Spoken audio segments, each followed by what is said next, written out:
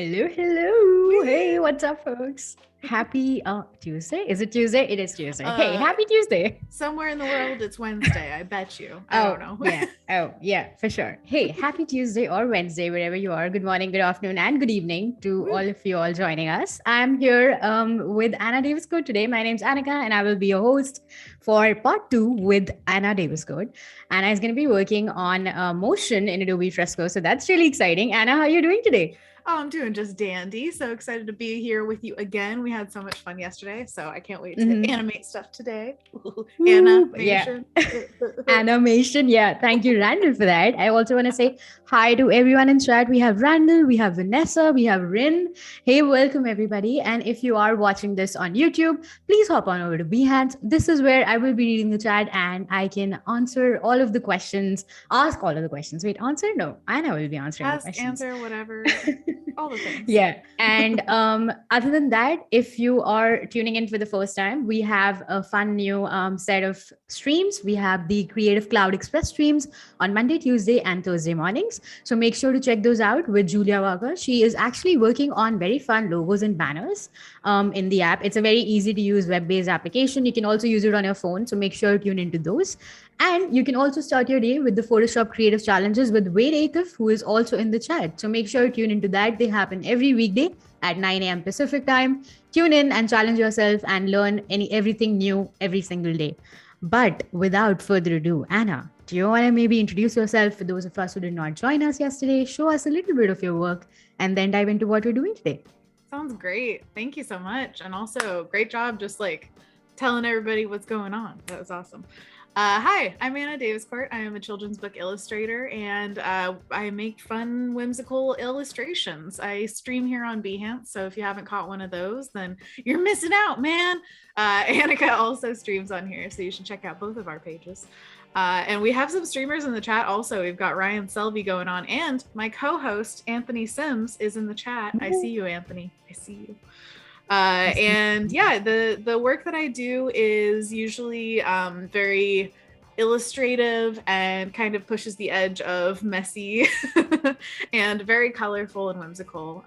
So yeah, we created an illustration yesterday that kind of fit that style. There's a lot of nature involved. We've got a kid looking up at the sky like, whoa. And I believe what we called it was like MC Escher-esque. Oh yeah, this is my website. If you want to see more of my work, it's annadaviscourt.com.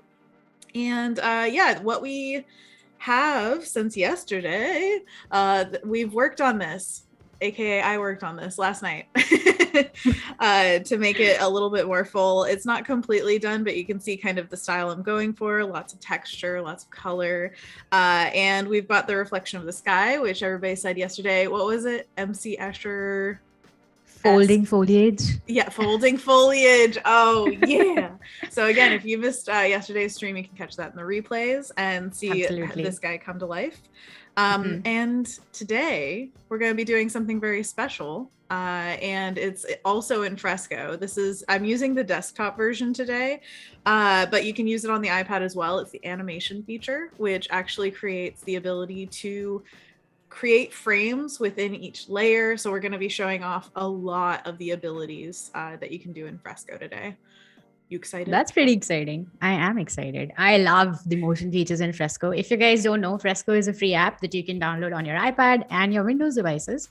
I'm sure Wade will be dropping a system requirements link in the chat. So if you want, you can download it and test it out for yourself. I know Anna mentioned it yesterday. If you have any illustrations that are old and you want to spark them with new creativity, you can join us today and learn all the tips and tricks from Anna and maybe make them move, Absolutely. And the great thing is you can take so many different images and make them move. A perfect example of this is actually the promo that Annika made for this very stream. If you haven't seen it, go follow Annika on Instagram. Do you know your handle, what the whole thing is? Yeah, it's just ANIKAAGG. Thank you. Hey. Ooh, I appreciate it. Get on there. So yeah, in Annika's story, she made a little animation of us and saying like, "Oh, we're going live today." And even like, how many frames was that? Would you say that you made? It was just 5 frames that I actually made, but then I changed the frame rate that I had in Fresco to change how slow or fast it was going. Exactly, because you can control that and how that kind of creates the feeling you want it to be, either like poppy and slow or smooth and fast or whatever you want it to be. And that kind of thing, it brings so much life to any kind of piece. So it could be a really simple thing or it could be really complex, whatever you want it to be, really. So we're going to go through that and figure out what we want to do on this piece. I know that I want to start with a certain aspect of it, but everybody else is calling for frog. Chat wants frog. Chat wants frog. Yeah, chunky frog. Yeah, let's do it. Frog. Okay. If we want to start with chunky frog, then I'm going to zoom in here. I don't know of a good way to do it. Also, I want to point out that at the 90-minute mark, we will be doing the artist spotlight. So make sure to stay tuned for that. We have a very special artist that we're going to be highlighting today. And if you want to nominate yourself or someone else from the community that you admire, make sure to go to the artist spotlight tab right above the chat where you can drop in all the links and they will be highlighted in a future stream. Excellent. And without further ado, Anna, let's do it. Let's make the frog move. Make the frog move. I just learned, by the way, the desktop version of Fresco, to zoom in really quickly, there's this percentage at the top and you can just scrub over it. So that's really nice. Handy dandy. We're learning something new every day. So what I'm going to do, I think... Well, Ryan requested that the frog jumps in the water and swims around and like has bubbles coming out of his mouth or whatever. Guys, I am not a motion animator, anybody who does things that move. Okay, I dabble. I hardcore dabble. So I've made stuff move in the past, but I don't necessarily think I can do really extreme animations. So what I'm going to do is make very minimal things happen, but even minimal things can have a really good impact on an illustration, especially when you want to bring it to like this life that we're talking about, the illustration, but it's still an illustration. You want it to still feel like it's meant to be a still image. It's just got a little oomph to it. So what I'm going to do is use this handy dandy little button at the bottom called Animation. It's got these little 3 circles and the little play button. So as soon as you click that, it makes what you're working on into a frame. Wait, actually, I think I'm gonna, sorry, one second. I think, what do I want to do? Do I want to make the separate part a animation or do I want to make the frame of the frog the animation? I think I want to have separate frames over the frog just in case. So what I'm going to do is I'm going to select the color of the frog's little gullet here. My goal is to make it come out like, like it's riveting.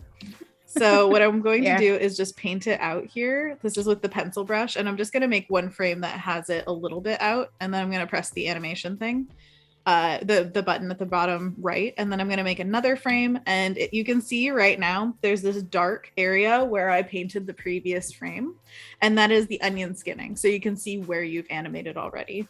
So what I'm going to do is just paint over that, but even more exaggerated, where it's like, and I'm going to make more noises as we go. So get ready for that. And I'm going to make one third one, and we'll just see what this looks like. Because again, I have no idea if this is going to turn out the way I imagine it. That's kind of the beauty of the play button. So I want this to happen again, but backwards. I also want to make sure that these fill in. So I'm going to go back here, make sure this is filled in so there's no gappage. And then I'm going to I can just either replace or replicate the previous frames and put them on the other end so that we can loop it. By the way, I should mention, we're going to create this as a looping animation. So everything that we start, we want to go back to the original. So it's kind of this whoop, whoop, whoop, whoop. Does that make sense? Nice. Gotta have sound effects. That does make sense. Yeah. Also, I know a lot of people are just joining us. So, hey to everybody. I obviously missed a lot of people, but I see Bliss. We see Anthony in the chat. And also Devin is joining us. Hey, welcome everyone. And if you have any questions, let us know. I will be sure to ask them. And if I miss them, I will definitely. Please don't fret for asking them again. Also, Anna, I have a question. Oh, yes. Was there a reason that you decided to use the desktop version of Fresco instead of just using this on the iPad? That's a very personal answer that is only unique to me and my partner, James. So we have an iPad that we both use. And so we've been meaning to update it. But in order to update, we wanted to make sure all of our files were saved off of it first to make sure there was this thing about like, you might lose your files or something like that. So we're trying to get all of our files off of it. And we still haven't gotten all the files because we keep making new ones. So it's just this ongoing battle of like, we should take all the files off and like make sure that it's backed up. Always back up your work, friends. Always back up your work. Yeah. But that is why I have not updated the iPad, thus not updated Fresco in a little bit. So that's why I'm using the desktop version. But honestly, I really like highlighting that desktop version exists because a lot of people, I feel like, forget that. And that if you have a Creative Cloud account, that this is a free program that you could just like use on your usual device. So there's no need to like, I have to get an iPad to use Fresco or something like that. So I'm kind of glad that we get to highlight it, even if it's just because we haven't gotten all of our files off yet. Absolutely. Yeah. This is a friendly reminder. Save your files. Back up your files. Always back up your files, friends. I do have mine backed up on the cloud, so I don't have to worry about that as much. But there are a few floating around that are just iPad, like pictures and videos and stuff. So anyways. Okay. So what we're going to do is play just to see. It looks beautiful so far. First of all, I'm going to lower the frame rate so that it's not like crazy fast. A little poppy. I love it. This is going to be full of character, friends. It's going to be great. I love it. The chat has a lot of puns going on. There's animation by Randall. He started us off at the right foot. And Devin just said, did you hear about the new frog-inspired beer? It's really hoppy. Clever friends. Oh my gosh. I love it. All right. We need Ryan in the chat to chime off. Is this exactly what you expected? Yes, Ryan, tell us. I think I'm also going to add some blank frames in here so that we can have some space to see like. So when you say blank frames, do you duplicate? Oh, yeah, we since we animated this on a separate frame than the original frog frame, when we add blank frames in here, it's really just going back to the base drawing, so it doesn't show anything changing. I believe you can also, again, I am not an expert in animation. I just decided, hey, let's do this. I think there's a way that you can hold frames. I can't remember exactly how, but I can just put in blank frames and it's exactly the same thing. So yeah, then we've got like a little bit of a gap in between those rivets. Oh yeah, and you have to pause to be able to access some of the other features like zooming in and out and stuff like that. So that was one of the things that we were talking about doing. I may come back and revisit it, but already we've got some movement happening in this piece. The next thing I wanted to do, first of all, we have this shadow over it as a reminder that we wanted some kind of creature shadow to pass over, and before that, what I wanted to do was make this water feel like it's moving, because part of the folding foliage kind of thing, how it looks MC Escher-esque is because this water is reflecting the sky. And so it looks like we're almost in the sky. And then you realize, oh, this is actually a creek. It's reflecting the sky. There are multiple ways to make this feel a little bit more water-like and a little bit more like it's reflecting the sky. So one of those things is making it feel more water-like is going to be what, like, probably my favorite part of all of this is just creating some ripples and motion on the surface of the water. And then the other part that we can do, which we can try, I have not done this before, but we can try, is making the clouds move. And I think that would be pretty simple with paths, but we'll see. Yeah. Love that. Yeah, it's only 15 minutes in and we've already made the toad move. I love it. It's probably the jankiest movement that's gonna be on this entire thing, but hey, we can always go back. This is the warm-up. It's all good. Okay. So what I'm going to do is grab some of this light blue and I'm going to just make it even lighter and then slightly more green. And I want this to be my highlight color on the edge of the water. So imagine just like a highlight on some kind of super clear water. You want it to feel clear and crisp and good. So what I'm going to do is just start drawing. This area right here is where the water drops. So it's going to go from like this higher area to a lower area. And because of that level difference, we're going to have a shine happen right on the corner where it's flopping over.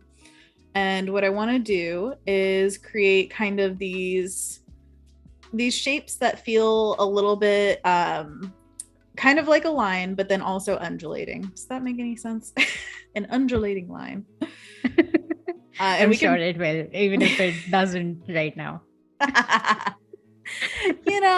Don't you just you can read my mind. You understand what I'm saying? I understand. I definitely do. But yes, this kind of part of the process is really free flowing and lovely. That's why I love doing water animation and like fire effects, mostly because it just feels, I don't know, it works with how my brain works, I guess. So Anthony says that Anna had an idea of what she'd be able to animate within the time frame today. So don't be too sad if she can't incorporate all the awesome ideas we have. Hey, thanks, Anthony, for that call out. Yeah, I did mention yesterday that maybe we take your suggestions, chat, but that maybe is also subject to the limited time frame that we have. So yeah, we will try, but I can't promise. Oh my gosh, this is my challenge to you guys. If you have an awesome idea, make it happen on your illustration, because I really love seeing what people can make come to life. And please, if you do make something today, please tag me on like whatever social media. I'm Anna Daviscourt everywhere. So I just want to see what you make, because this kind of stuff just makes me so happy. To see things move is it's a rewarding part of this process, because it almost feels like an extra finishing layer where you're like, oh yeah, I'm done. But now it's like that extra 10% that really makes people look. I'm going to do the same thing as before. Oh wait, I don't even need to. Okay, so when you have the animation tool on, it just stays on. So you can see that there's a frame down here in the middle. And then all I have to do is add a frame. Again, the highlights went to like a darker multiply layer kind of look because they are onion skinning. Onion skinning is where it's an animation term where it is showing you previous frames, but not in a way that hopefully distracts you from what you're painting. So you can see kind of the motion that you're creating and how much it's going to change from the previous frame, which is really, really helpful. I definitely think that they design these tools with animators like on board, talking to them about what they needed. Love that. So can I use blend modes when I'm using animation? Is that a feature is that possible? I believe so. Yes. Okay. I think I tested this. I tested multiple things on here, so I'm kind of forgetting which ones like worked and which ones didn't. But I believe that blend modes work, and what we're going to be doing later today, because of the shadow that we want casting over, it's going to be a multiply layer. So we're going to test that. Awesome. Yeah. Nice. I don't think I've ever used a blend mode in a motion layer, so that's exciting. I'm excited to see that. Well, this is your time, clearly. We're just gonna switch over to Anika's screen. She's gonna animate stuff. Annika made stuff. I love that both of our names are close to Animate. This was meant to be, right? Yeah. Love that. Oh yeah. So yeah, this is basically just as many frames as I want it to be, and it can this is kind of a technique close to what you did, Annika, for your the promo for today's stream. It is creating the same drawing, but doing it in a way that's, every single time you draw something, it's not going to be exactly the same, pixel perfect. Yeah. So in that way, overlapping those drawings make them feel like they're alive, like they move, even without creating a ton of different, like, oh, it's going from here to here. It's just that overlap creates emotion. Yeah, kind of like a very small displacement between, let's say, if you're making the text move, you just want the text to be displaced just by very tiny pixels. So there is motion, but not really. Exactly. I think that's turbulent displace in After Effects. I'm not sure, but Ryan, correct me if I'm wrong. Ryan will always correct us. That's why he's Absolutely, and I love here. that. Yeah. Yeah, I love doing that, especially with like little title cards or something. If you ever want to add a personal touch to a video or anything like that, doing a little doodle multiple times and having the lines kind of move, or having a title sequence that's in your own writing, but you just wrote it multiple times. It is definitely, it adds a handmade quality to it that I think elevates a lot of video work. And that could be applied to anything, literally. Like, oh, you want to make a story on whatever, a story or a reel or a TikTok or any kind of motiony thing. Adding that little bit of extra oomph can really go a long way. Absolutely. Alessandra in the chat has a question. Yes, Alessandra. Hi. How's it going? Anna, is there a tool on Fresco that you were surprised to use when you found out what it was? And it was really fun as well. I think all of Fresco. I know that's a cheat answer, but every single time that I found a new brush or a new like live brushes were a whole like, oh my gosh, kind of feeling. And then of course the animation tools. I have been over the moon ever since. Actually, I was introduced to them during the testing phase that they had for it. So they brought me on as like a, hey, try out this feature and see. We just want to watch how you use it, basically. Like, there are no wrong answers. If there's something that feels a little less intuitive, then that's exactly what we want to fix. So I got to use it a little bit before it was released, and I was freaking out during that whole session. I was like, wait, oh my gosh, this is such a good idea. Oh, and this is such a good idea. It was great. And I'm going to get to paths after this as well, which are, I think, pretty revolutionary for like what digital animation to the broader audience has to offer. Like, there are programs like After Effects, but for some reason, there's this big barrier between me and After Effects and programs like it, because I feel like I have to take a class in it before I understand everything that I can do. Whereas with Fresco, you could spend about 5 minutes. The tutorial that they did was very well done. So if you really want to know how to use this, the animation features, it's literally 5 minutes of the tutorial and you'll know every aspect of it. So that is something that was way more fun than I thought it was going to be. I thought it would be like, every frame is an animation frame, like other programs have that kind of thing. But the other part of it that made it like so much better than that in my mind is that every frame in Fresco is every layer in Fresco is a multitude of frames. So you can see I'm using one layer right now on the right to make all these highlight frames. So it's so much more adaptable and succinct in that way. And if I'm animating something like, I want a frog on this layer and I want a butterfly on this layer or something, but I want them to move, then I can move them freely. If they were both on the same frame, I would have to lasso tool move on every single frame to get that thing to move. So it's definitely, it's funny, that sounds like so technical and like, oh, that's just an aspect of the program, but it makes it so much more fun when you're creating, because you're not held up by all of these in between frictional things, you know? Absolutely. Yeah. The latest update with like moving everything together on like a layer really helped my workflow. So that was amazing. Absolutely. I am so glad about that. And also we're going to do the testing of blend modes and everything like that. So they're just these freedoms that I am so glad that they've added, but I wasn't necessarily expecting or asking for. It's kind of like when somebody's like, oh yeah, do you want this? And you're like, oh, actually I really do, but I didn't even know I wanted that. Wow, how did you guess my heart? Yeah. I love that. And there's only one frame left here. I'm gonna just quickly pop this in and then we can see the highlight move. Okay, play. Ooh, that looks fun. See, yeah, it's like, a little bit of motion here on the top of the water. Makes me happy. I love that. Yeah. So does it have like the same number of frames? And I know there was a question in chat that Anthony already answered, but are you working in the same animation frames as a frog, or is it a new set of frames? It's a new set of frames, right? It's a different It's a new layer set of altogether. frames. They play, Mhm. I'm not sure about all the technical aspects of this. I'm sure that somebody else could describe it much more succinctly, but the way that I understand it is that the maximum amount of frames in this file, like if I had one Mhm. of the layers was 15 frames or something like that, then it Yeah. would play the full 15 frames, and then within that, if something was say 5 frames, it would play it 3 times within those 15 Yep. frames. Does Yep. that make sense? That does. And that is exactly how it works. I just found out actually. Did you know that there are no limits to the number of frames that you can add in motion Really? in Fresco? There's Yeah. no, the limit does not There exist. is no limit. The limit does not exist. And that is also for the layers in Fresco. So that's pretty neat. That is so neat. So yeah, if I wanted to make it the full exact frames of the frogs, I could add 2 more in here and have it be 7 frames. I'm not super exact, so usually I just follow my bliss or whatever.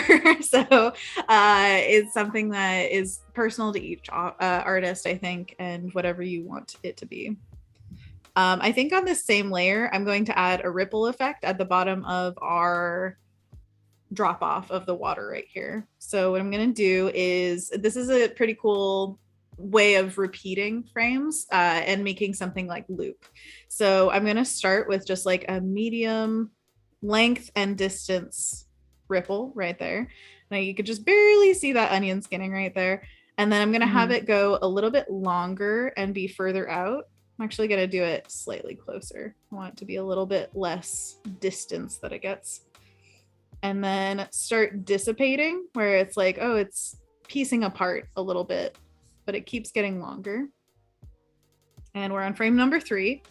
And then frame number 4, I'm going to have it dissipating even more, getting out here.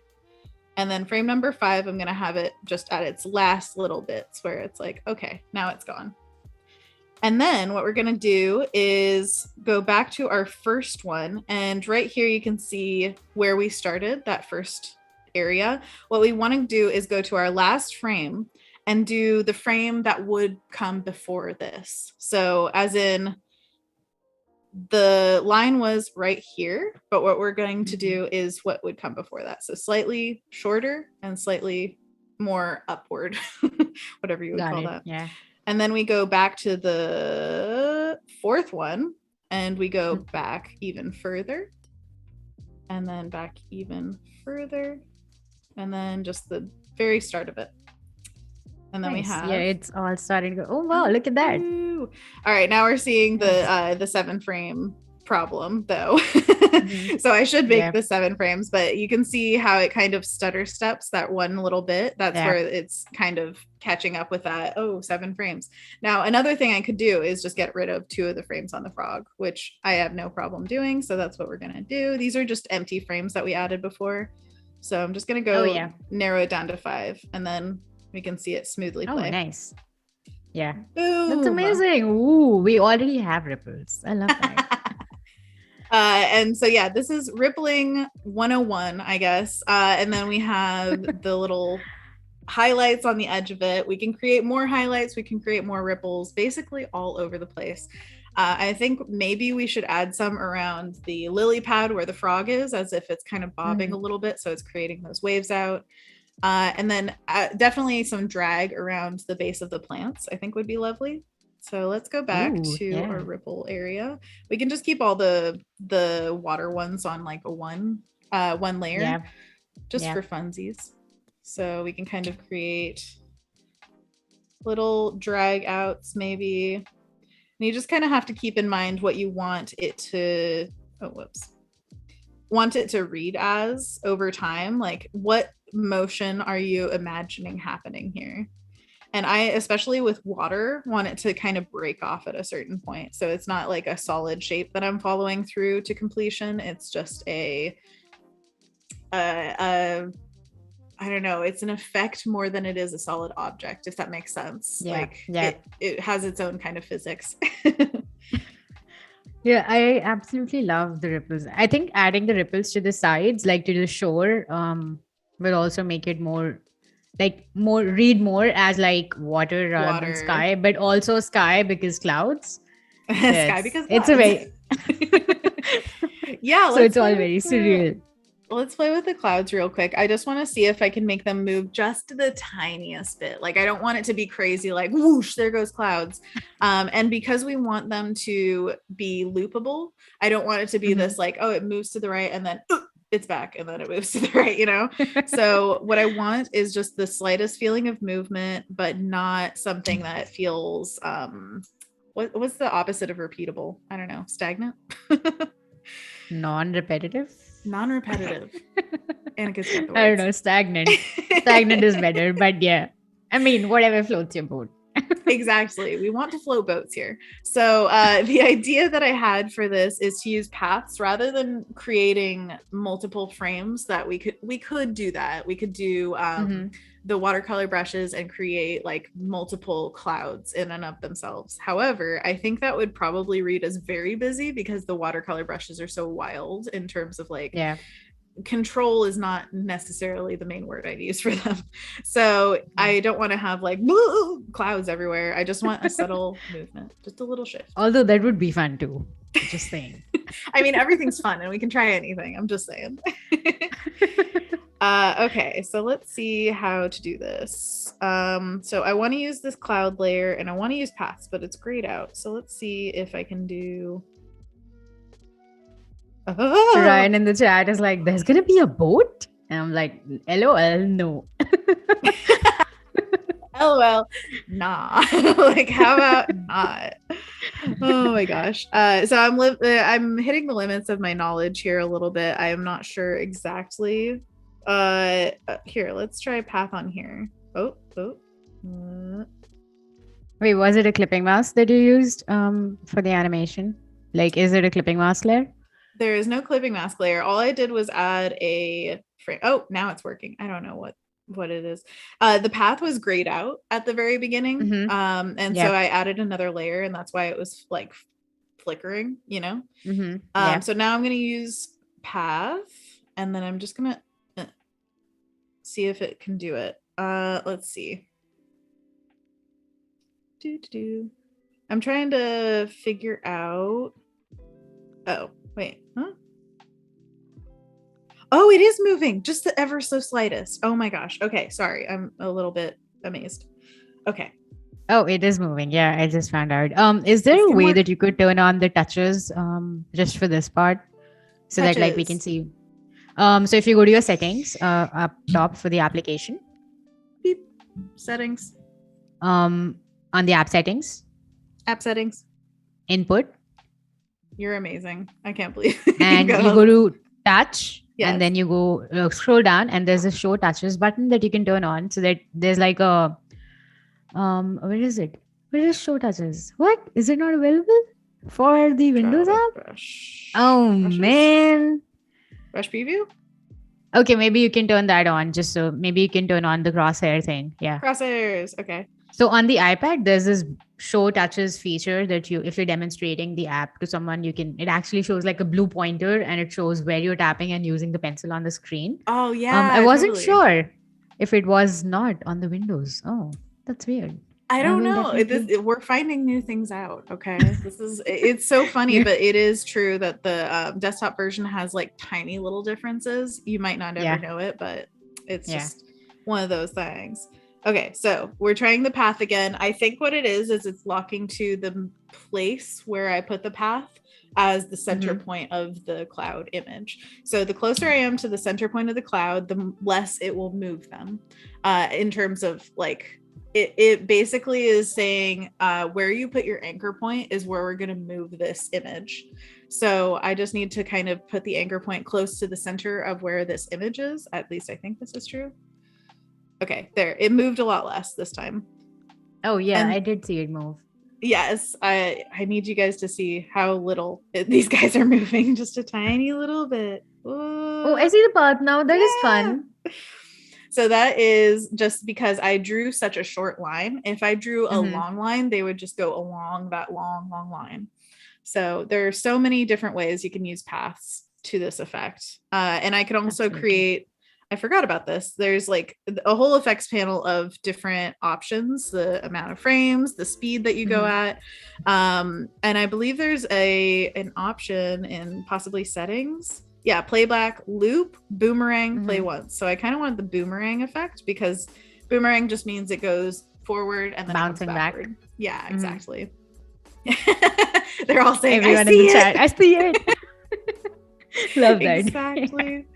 So yes, there is a motion here. Now, Annika, I want your opinion. Do you think that this motion is the right direction, or should we try a different direction?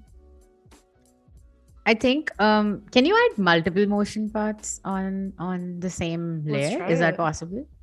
Oh wait. Yeah, because if there's like a horizontal motion as well, so it'll kind of make it move like it's like bobbing sort of, you know, and maybe more realistic, but also like, do we want this realistic? I don't know. Oh, you can. It did something. It almost looks like the watercolors like melting in and there's like water just like spreading. What? That is fun. So fun. Did we break it? I have no idea. Who knows? This is the fun part. We're just figuring stuff out, man. I think it works. And it looks really good. Sure. Yeah. Look at that cloud. Oh, except for down here. That's the only thing. Oh, I think what it did is it duplicated the layers. Do you see down here? So you can see one cloud staying down there and then another one moving. Oh, that's fascinating. Oh, cool. Oh, is it because you did not have multiples? So you can do that if you add a motion path on the options at the right. It says path effects and there's an add multiples option. So if you would like to add multiples, maybe there's like butterflies that you created and you want like 5 butterflies. You don't have to draw every butterfly. You just create like a swirly path and add multiples. So that's fun. Exactly. Maybe you can add a butterfly. No, I'm going to. Yeah, totally. No, I think that we're going to add butterflies. Also, if you want to make this a night scene, you could have sparkling stars in the sky or something like that. Yeah. The possibilities are endless, really. Okay, so what I wanted to do is try a different path. What you were saying was you wanted them to go like horizontal and then back. Was that something? Like the motion that you already have, but also an additional horizontal motion. Which kind of will make them look like a head bob situation. A head bob. I love it. So you can create loops like this where like I literally just drew a little oval and then it's like they're kind of bobbing around a little bit. Nice. Yeah, that is such a fun creative solution. It's not like a completely natural, like this is what clouds do. The wind's just shifting so much. But I think that again, for the creation of like a motion feel, it definitely gets the point across. It did move them a fair bit, so I'm going to try it one more time. This is the beauty of paths, by the way. It's so fast to try them. It's literally just drawing one line. And if you want to get rid of your path, all you have to do is press the X that's on the end of the path itself. Let's see that. Oh, I went too far upwards. You can see the cloud on the bottom got cut off. Yeah. I think there's also... I remember there being something about like that anchor point and how you could like move what the anchor point was, but I can't remember right now. Do you mean where you start the paths? Where you start the path creates the anchor point for the image. Okay. So you know how I'm creating it too high up, and so the bottom cloud that's cut off by the edge of the page is like showing its edge. Don't show your edge. But the great thing about this particular image is that the bottom one's cut off, yes, but the top one isn't. So I could go down a little bit and have that leeway of like, okay, this isn't too bad. All right, I think that we're good on that one for now, at least. Of course, we can always come back and always keep editing everything.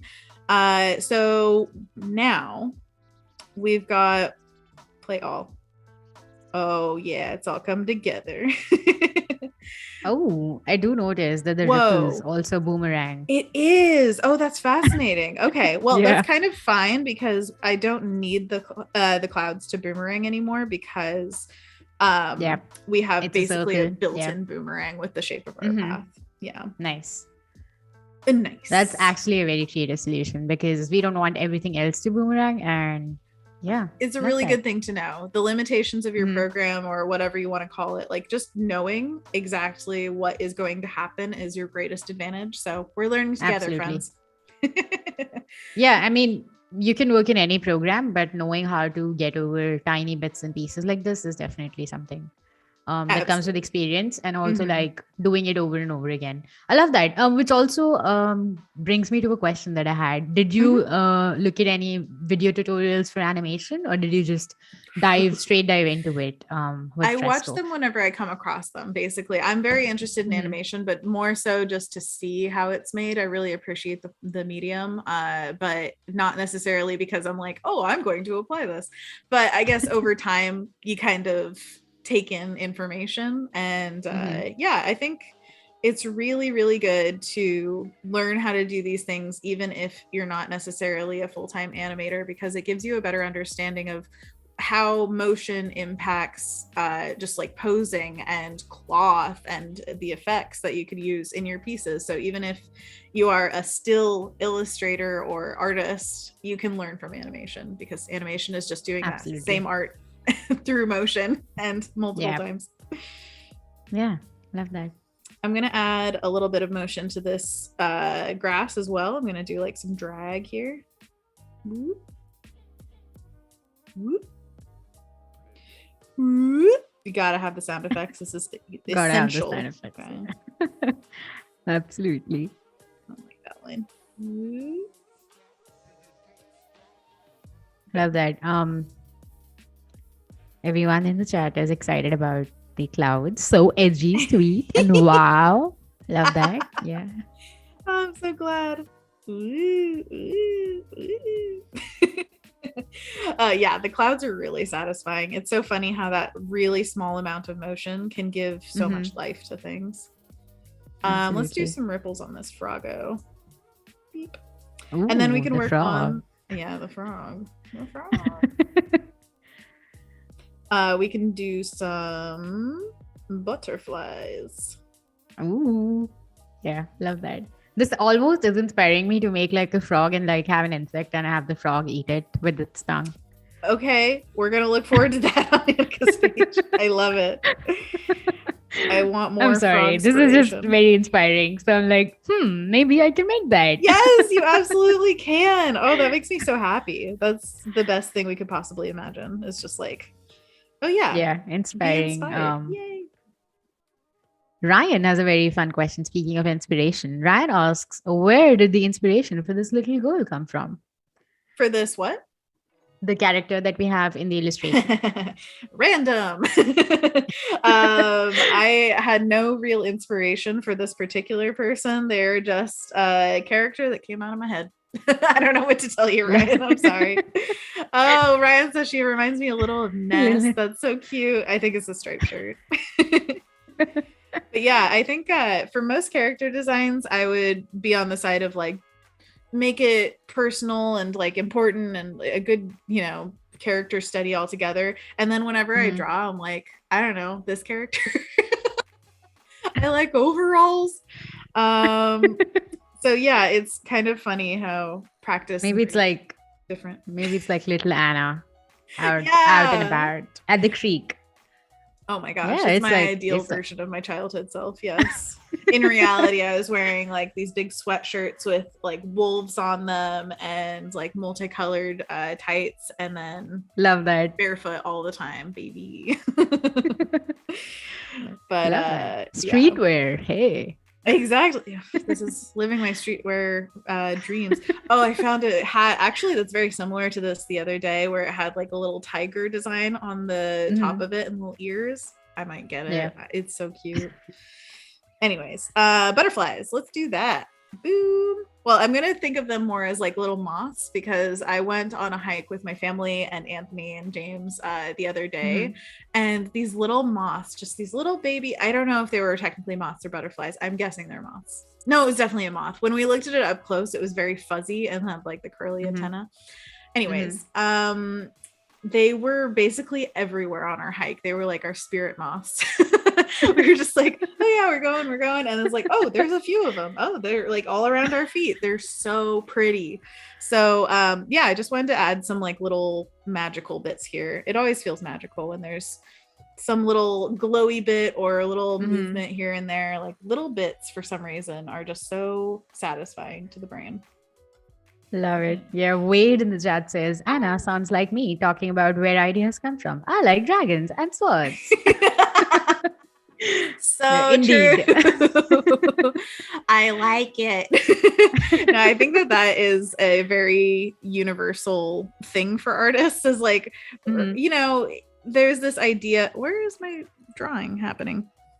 I don't know why it's like showing up here, but not on. Oh, I'm underneath the layer that I'm. Yeah. Okay. Sorry. That was my bad. Yeah, I'm just going to delete it and start a new one up here, like a smart person.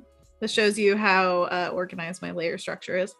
So I do think that there is something to be said about like, oh, you have to be one way or another as an artist, like have this grandiose, I got the inspiration from blah, blah, blah.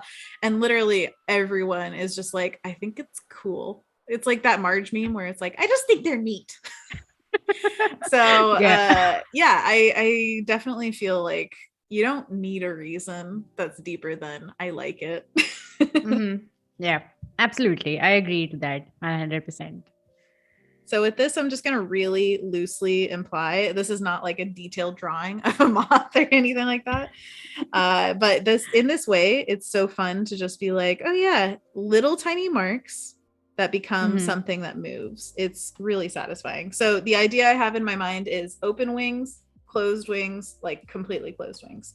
Oh, like a flutter. Nice. Exactly. Yeah. So my completely closed wings is literally just like a line.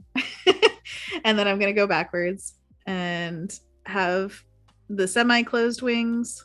Beep, beep, beep, beep, beep. And then those open wings again. And I can go more exaggerated this time because our next frame is going to be open wings. So if we don't want two butting up against each other where it's like open wings, I can just kind of overextend it a little bit and then it'll go back to open wings and then continue the motion. It's a loop.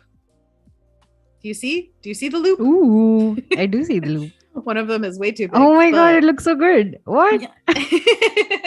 It's how it goes, baby. And then, like you said before, we can create multiples of this. We can put it on a path. We can do all sorts of things. So let's play around with that.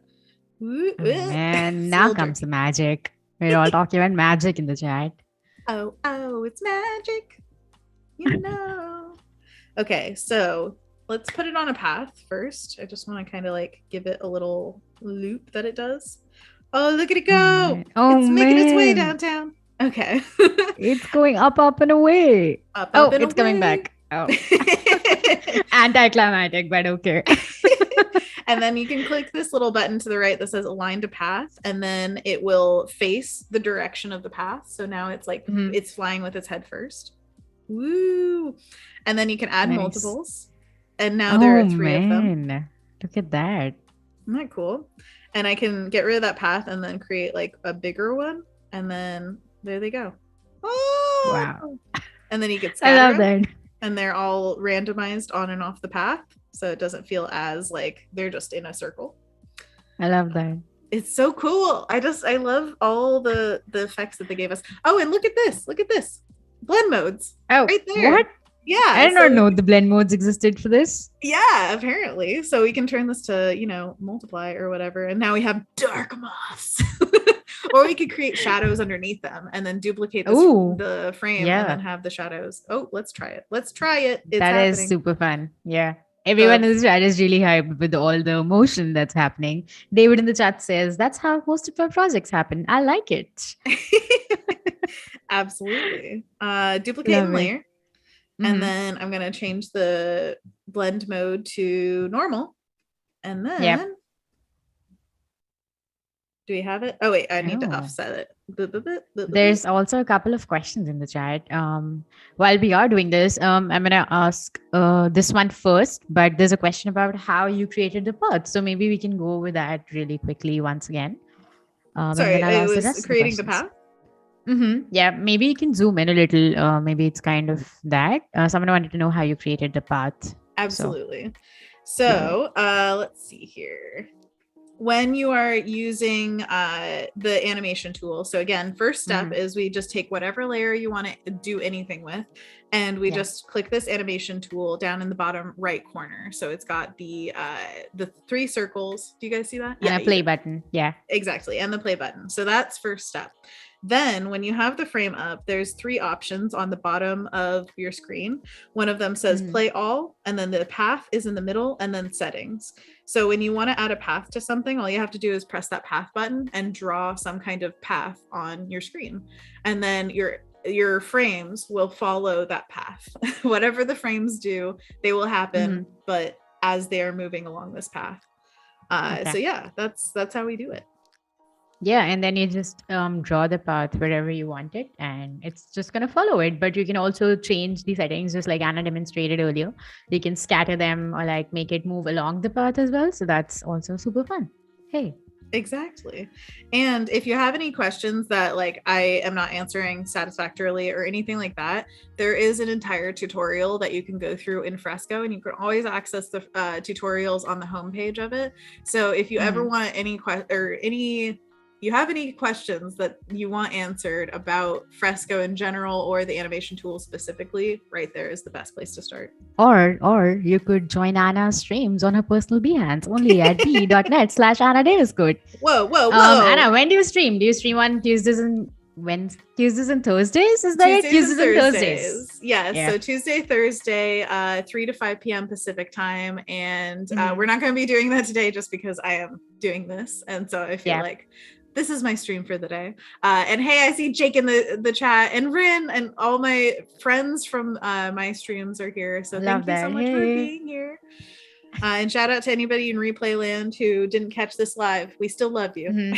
We do. Trust us, we do. And if you do watch the replay, tell us in the Discord. Tell us in Anna's Discord that you watched the replay. Hey. Exactly. Okay, I think, why is it not? I'm confused about why it's not showing the shadow underneath for these when we play it. You see, it's just the light version. Yeah. Do you have to copy the motion paths? Is that it? It's all duplicated, so it should have the path as well as the frames, and they're just the multiplied version. And then I moved it slightly so that it would show up. You know, it's not directly underneath the pixels. So I'm not sure if there's a motion path on this layer though, the shadow layer. Oh really? I don't know if it copies that. I mean, there is an option to copy the motion paths, but it says that there's a path here. So the blue or purple bar above your frames is the path. So that should be. It should affect it. Oh, it is there, but it's not. Oh, it's there, but it's not. It's just when I play all that it doesn't show up. So I'm confused about that, but. Again, it's okay. So we're just experimenting to try to find out what we can and cannot do. And I can always just call up Adobe and be like, hey, why is this not working? Or rewatch the tutorial. We have it live. Try to figure it out. Okay, so we've got Let me note down the timestamp. Like, let's make a user voice. No, I'm kidding. Exactly. But yeah, that is a fun thing. If you have any feature requests or any bugs that you want reported, you can always go to the community website and the user voice. I know Wade dropped it in the chat earlier, but don't forget to look up the features that you want, because I know a lot of us use the app very intuitively and we have the same kind of issues. So make sure to look for them first, and then not so as to not replicate and for the team to get to it easier. So yeah, maybe we'll do that. I think it has something to do with duplicating the layer, because I just did that again where I was like trying to get those moths over here, and for some reason the duplication isn't making it work, although it does show it when it's on the frames, which is so interesting. I'm sure there's a really good reason for all this, but for now I'm just going to draw another moth and do the same thing again, because it's, first of all, a really easy animation to do. And second of all, I do like the idea of like handmade drawings as much as possible. I don't want the computer to do all the work for me. I just want to use it to its fullest advantage, and then, keep making it handmade looking. Love that. So I'm going to add another one over here. Maybe 2. I don't know how many we want over here. There was a request earlier in the chat if you could make a lightning bug. Lightning and if bug. Yeah. Is that a lot to ask? Maybe. No. And also, I think that's a doable thing. Sorry, go on. And also, Anthony Jackson wanted to ask if you would ever create a children's motion book. That's a very fun idea. What? How would that even work? Like an online book, I'm guessing, or like a digital of some sort. That would be really fun. Although honestly, I would just hire my friend Kendall, who does motion graphics for like a job, just be like, I made all the illustrations. Can you motion graphic this to make it amazing? Because again, like I am not a professional. I'm a professional speaker. Can you imagine that? Wow. But yeah, the animation side of my work is definitely not something that I sell to clients. So I'm not like, hey, look at this amazing animation I did. It's much more of a hobby at this point, which is exactly why I think it's awesome to show, because then people feel like they can maybe do it. Be like, hey, it's not super intimidating, honestly. It's just fun to play with. This is like drawing time in elementary school where we just got to do whatever. I love it. Kendall is down for it. So hey, we've already got plans in action. Down for it. Plans in motion. Hey. Yeah, now we just need to write, illustrate, animate a whole book, and we'll have done the whole thing. It's great. All right, so let's add a path to this guy as well. Pause. I think I want it to go like, we're gonna try that at least. Anthony Sims in the chat, professional animator. Yes. I love it. Look at these guys. Oh my gosh. Oh my god, they're so cute. Jake in the chat also mentioned that they love the ripples, so that was really fun. Yes. Oh my gosh, I love the ripples too. I think they're so fun. He loves the ripple. I'm sorry, got your pronouns wrong. Hey, it's all good. But yeah, the ripples are so much fun to quickly put in, and the second that I learned that like repeatable ripple trick that I showed you, I was like, my brain, it's working. It's actually firing on all cylinders. Like they told me it would someday. Because usually like making something repeat is kind of like doing math sometimes, where it's just like it either works or it doesn't. It's really frustrating when it doesn't. But yeah. Okay. Is it time? Should we jump into the shadow? What do you think? Absolutely. Yeah. We're almost at the 1 hour mark. So if you guys are just joining us, hey, welcome. We are here with Anna Daviscourt, and she's making her illustration move that she worked on yesterday. So if you didn't quite catch the first part, make sure to go back to Behance or the YouTube and watch the replay. Hey, and come back here. Don't watch that right now. Just be here for now. Be here now. Be here now, and feel free to ask any questions. And if you're on YouTube, hop on over to Behance. This is where I'm reading the thread and I'm talking to all of our fun friends in the thread. So make sure to hop on to be.net/Adobe Live. And back to you, Anna. Whoop, whoop, whoop. Okay, so we have the idea here is that we have a shadow of a dragon-esque creature going over this whole illustration. Now, this is my idea. Of course, I'm sure that the chat has 5 million awesome ideas of what this could be. So I'm not saying this is the end all be all of like what could be here. I love the aspect ratio of this particular piece for this purpose, though. I think that having some kind of horizontal over this vertical space that we have is really pleasing to the eye. So what I want to do is I am always channeling the dragons from Breath of the Wild. I don't know if you played that, Annika. Have you? I haven't. Oh, you gotta get it for you. It's so good. It's my favorite game in the world. It is a Legend of Zelda game, and it's got all sorts of magic in it. And some of the aspects of that magic are there 3 massive dragons within this world, and they look so cool when they're flying over you, and you're just like, wow. And they have special music play and everything. I love it. So wow, that does sound good. I gotta show you. Oh, you love it. So I'm going to be channeling that kind of motion with this and have a wave kind of feeling to it. So what I want to do is just give myself a reference layer of the path that it's going to be following, kind of. Not a path as in animation path, but path as in the flow of how its body is going to undulate. There is a tutorial that I watched on how to make water look like it's moving in a glass. I think it was something like that. It was like seeing the top of the water in a glass of water. It's a circle or oval, I guess, from the side, and having it wave on the front and the back. It was like how much of that oval is showing at a certain point showed the whole structure of like the water inside the glass. And that tutorial kind of opened my mind up to how to make waves happen in animation. So I'm kind of using that knowledge, at least the little bits that I've retained on this. Love that. Yeah. So is it like half of the oval is showing when it's like moving inside? Like if you shake the glass horizontally and that's what you see? Kind of. If you're at the eye level of the water level. If you're eye level, it'd be like as flat as possible, but it's kind of at an edge. Well, the whole point is that it's moving. So the oval shows itself more. And then at a certain point, the waves contrast. So there's an infinity sign basically where it like kind of like tilts into a sideways 8. And then exactly. You know, that kind of sideways idea. 8. Yeah, that's what I was going for. It's very hard to describe with words. I wish I could show you the tutorial. Love it. Oh, I absolutely, I got it. Yeah, the Excellent. Sideways 8 is definitely what I was referring to. Yeah. Exactly.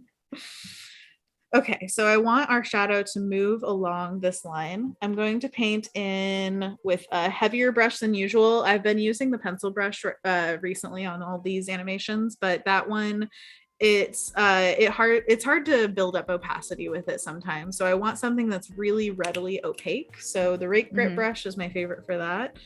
Because it's got a textured edge, but it's also just fully opaque. The other one that I like to use is the graphite brush, but we'll see if we want that.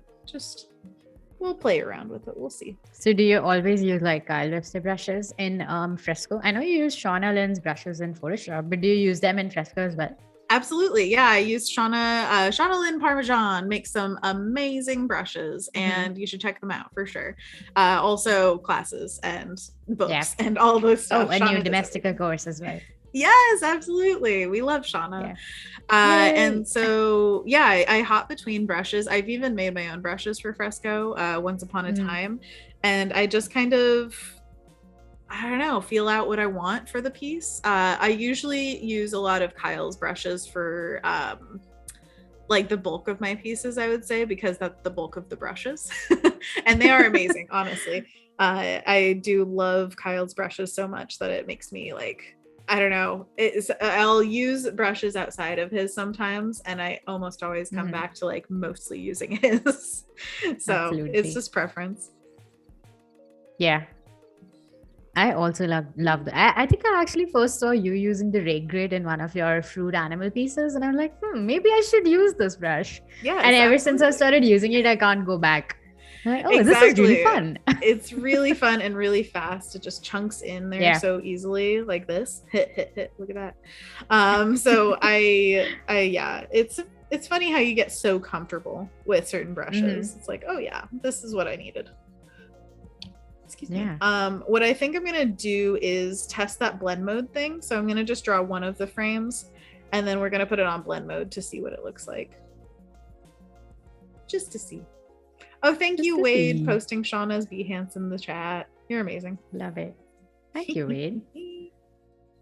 Odari mentions. Oh, yeah, for sure. The only other brushes that I use other than Kyle Webster's are Wade and Maddie's brushes. Oh, Wade has this really nice chalk brush that I know he got from somewhere, but he tweaked the settings a little, and he also has a couple of different brushes in there as well.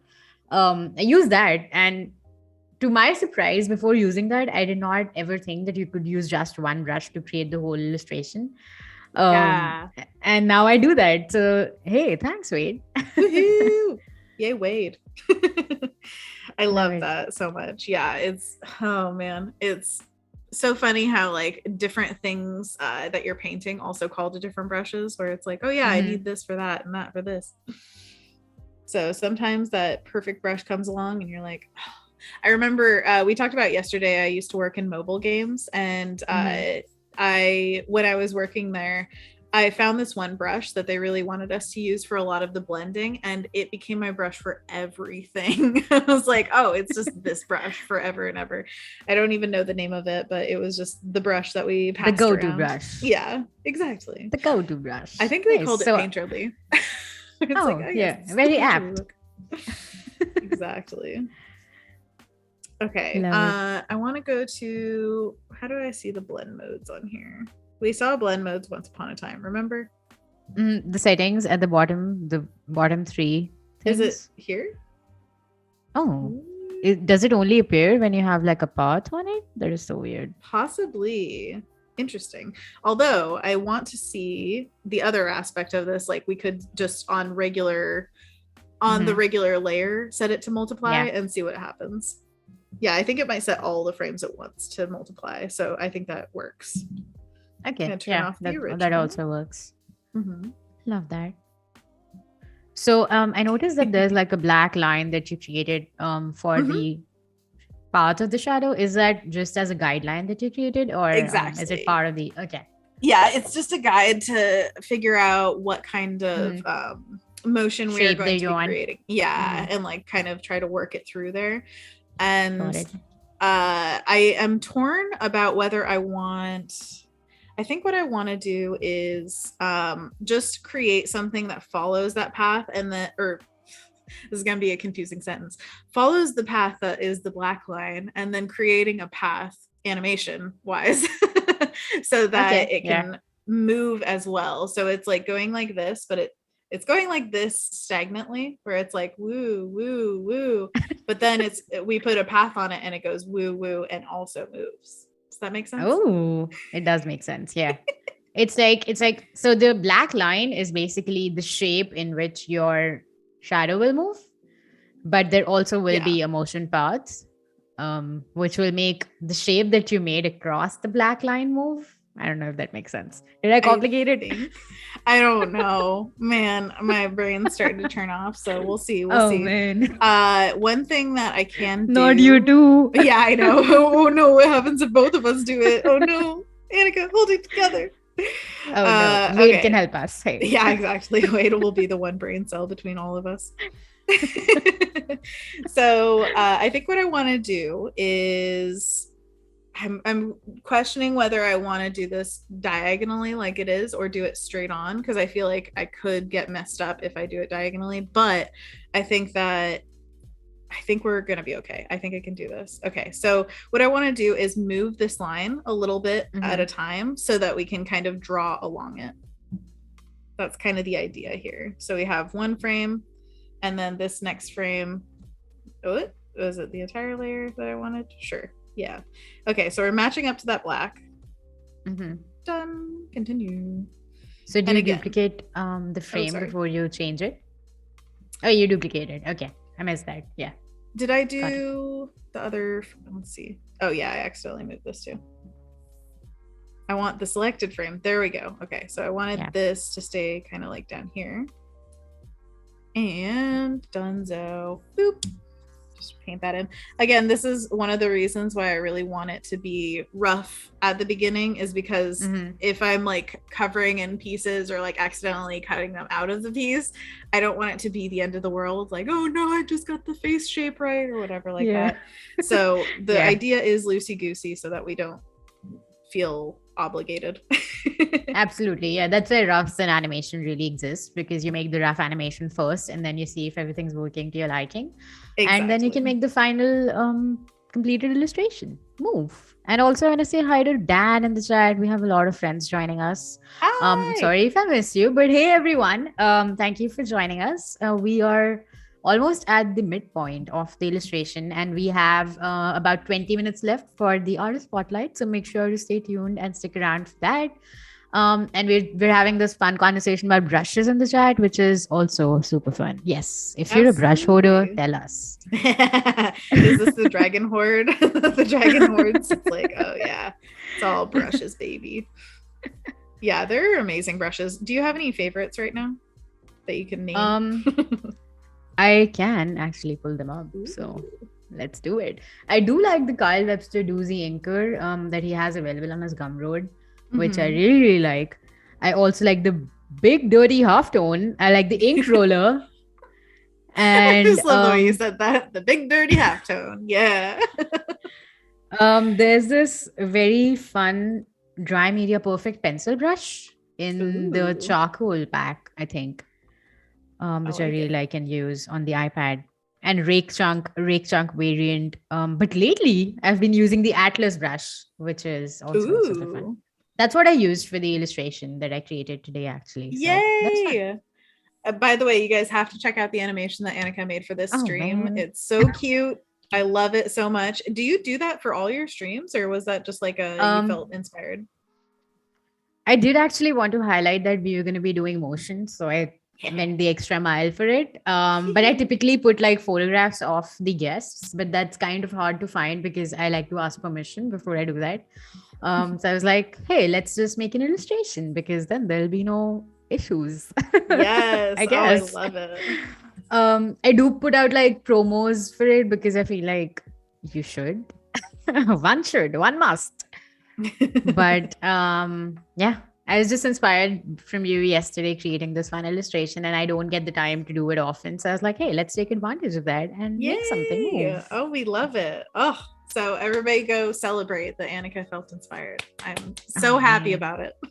Thank you so much. I appreciate it. Yeah, thank you for inspiring me. Oh, always. Always. At least that's the goal. You know, have you ever had that feeling of like somebody was inspired by your work and then you feel just, I don't know, like something's in the world today that wasn't yesterday, and it's because like we caused this chain reaction. Yep. It's so cool. Absolutely. There is a surreal feeling for sure. For sure. Oh wait, whoops. All right, this is our last frame of the 5. We don't have it in a boomeranging situation, but honestly, I don't really care right now. I just want to see if this works. So if this works, then we can figure out the boomerang situation. If anybody has any ideas of how to make it go from like, feel like it loops in a natural way, then we can. Maybe we have it just like come in and out. I don't know if that's way too fast for only 5 frames, but we'll see if it can work. Love it. Yeah, Kendall in the chat says Lord of the Brushes. So yeah. Lord of the Brushes, keeper of the inn. Yes. We have some very fun brush names in the chat as well. Bliss likes the Buttery Inker, Blockhead, Soft Tran Opacity, and Maddie Soft Airbrush. These are all the brushes that I've not used. Oh, really? Yeah, I don't think I've used these brushes. What? Love that. I love that there's so many things to explore in Fresco, even if you've been doing that for so long and also using all the Kyle Webster brushes. There are over like 2,000 brushes now with the latest release, and it's mind-blowing to me. How? For sure. How you do this? Seriously. Oops. I think there's a blank frame in here. Okay. Beep, bop, boop, bop, beep, bop. Did we delete one? I don't know. I think there's space enough here to have a full frame in between and it not be crazy. So just give me a moment. I might have distracted you. Hey. How dare you? No. How could I? Oops. Did I? Oh yeah, I was moving the wrong thing.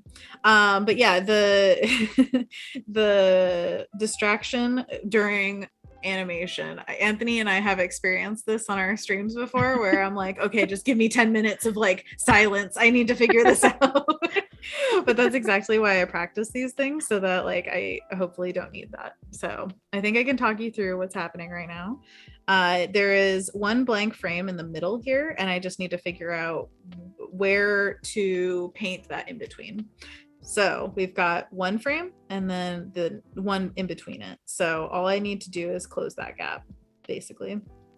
So what I'm going to do is just, oh, am I on the right layer? Oh, it's like so low opacity. Wrong layer? Bingo! No, I'm kidding. But also everyone, Ryan says Anna cannot get distracted, she's a pro, and Bliss says Anna was distracted by brush talk. So I don't know which one's right. You definitely pro, but I don't know if you're distracted or not. Oh my god, Ryan sat on the keyboard. Or maybe it's his cat. Ryan too. Oh no. Why, Ryan? Why? So I found out it was just really low opacity, apparently. I don't know. I don't know what we did, but Love something. it. I think I might have distracted you and you deleted it again And I accidentally. I just think hit a that's button. probably it. But I guess it's fine. We do get the idea of what that is. And the beauty of using Fresco is that you can easily recreate stuff. So I love that we get to see that part behind the scenes as well. Absolutely. And the whole process, which is amazing. The whole messy process, baby. This is why on every stream that I do on my Behance page, I feel like sometimes I don't create necessarily the most beautiful thing by the end of the stream, but can you imagine somebody who just every single time they start making artwork, they always make something exactly how they wanted it to turn out? Oh No. Like I just don't think that's feasible, honestly. And I want people to know that, because when a lot of beginning artists especially feel like, oh, I have to create something that I'm really proud of every single time, they get dissuaded because they think, oh, it's not my best, especially at the beginning, because your hand can't make what your brain wants to. And so knowing that, like, even I have worked in the professional art world for many a year, I have so many days where I don't create exactly what I want to create, and it's fine. That's exactly what learning feels like. Absolutely. Yeah, we touched on that a little bit yesterday as well. So yeah, that's really fun. Oh, look at that. You fixed It's it. happening. It's happening. Oh, I kind of want man, I to love move it. it up a little bit. So I'm just going to move the entire frame. It's this one. Boom. Beep. Entire layer. Oh yeah, I can't be in the way of Ryan's frog. This is very important. Oh, yeah. You want to be right here. Boom. Rin and the chat agrees. You didn't. Oh, sorry, what? Hey. Rin in the chat agrees and says, yeah, that would be insane. Art is so much trial and error, but we learn from it and adapt our methods. Yeah, absolutely. Love that. Absolutely. Yes. And Annika, you are like relatively new to making art professionally, right? So, or creating, I guess, a lot. So, yeah. Do you feel that? Do you feel like the pressure, like, oh, I have to create something that's perfect every time? Or have you leaned into like, it's going to be what it's going to be? It's kind of both. On the bad days, I feel like, obviously I go through imposter syndrome every once in a while, might I add. But when that happens, that is when I feel like, oh, it's got to be perfect and this should be timed and, all of that. I mean, Absolutely. I should have done this I should have been more efficient. But off late, I've been trying to be more loose with how I create and also how much leeway I give myself. And just to be kind to yourself, I feel like that is basically taking care of your mental health. Not putting pressure on yourself while you're creating and learning. But if you just practice a lot every single day, I feel like it goes away with that. Mm-hmm. So, I mean, that's just my take on it, which is what I've been doing. I just try to learn a new thing every single day, or maybe have like a goal for the week, and then get on with it. Get on with it. I like that. I agree. Having some kind of goal can really help so that you're not like just feeling, I don't know, you're feeling too much. Because art is highly emotional. And so anytime that like you create something that you're either proud of or not proud of, it can create a lot of just emotion.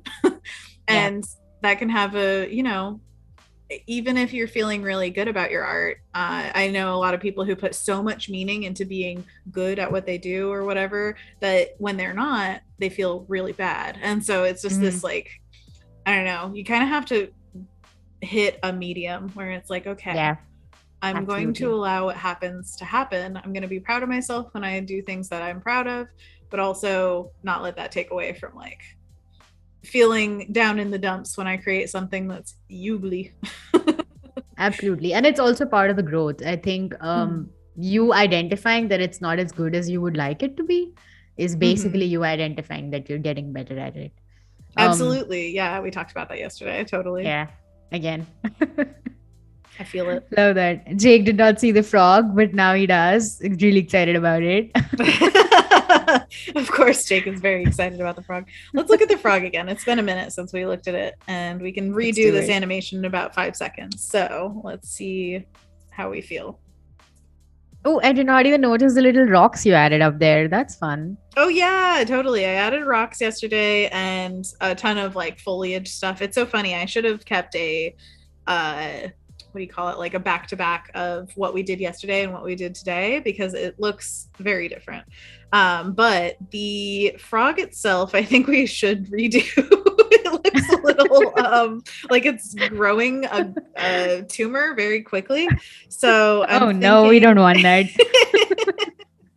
I'm thinking we should Anthony do in the chat to said the frog was hyperventilating about an hour ago. Yeah. It's back. Yeah. It's true. There is like, oh, sorry, go on.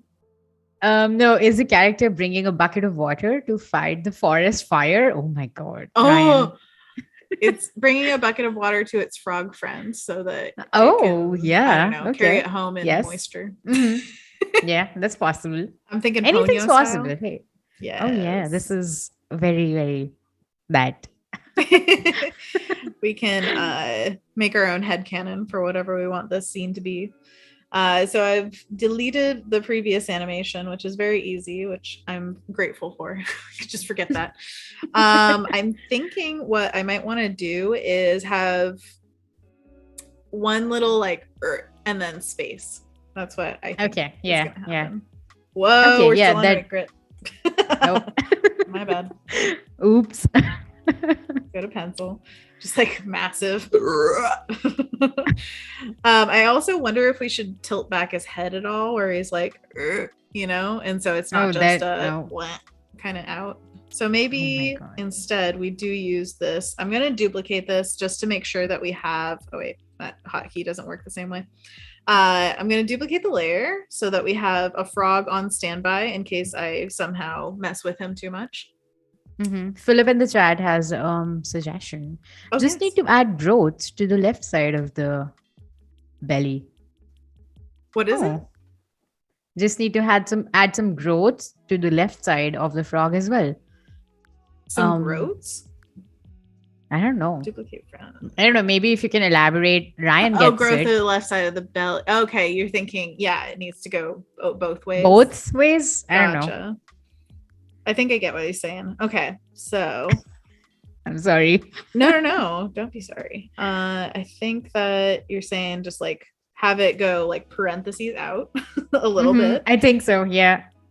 And then I also want to just a little bit kick up the face.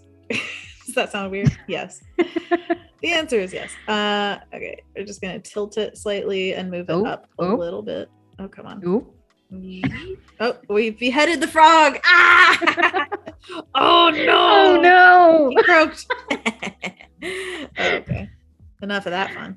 And then I'm gonna fill this in and zoop, zoop, zoop. Hopefully, can you guys see what I'm doing? I don't know. We can see it. Yeah. Zoop.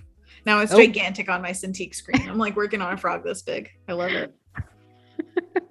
So we're just gonna fill that in, zip up his little injury here. Zip it out. Yes.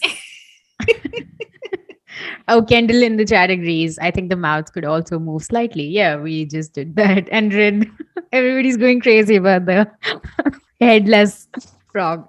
But we're back. It's okay now. It's okay now. I know there's a little bit of lag with the chat, so I know. Okay. I love it. We fixed it. Whoops. Didn't mean to scare you there, but that's what we're doing. That's how it's going today. I don't know.